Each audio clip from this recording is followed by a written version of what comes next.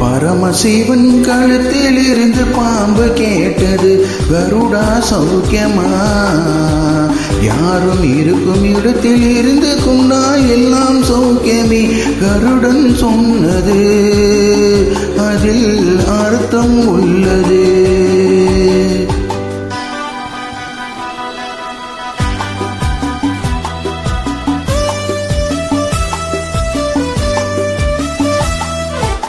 உயர்ந்த இடத்தில் இருக்கும் போது உலகம் உன்னை மதிக்கும்.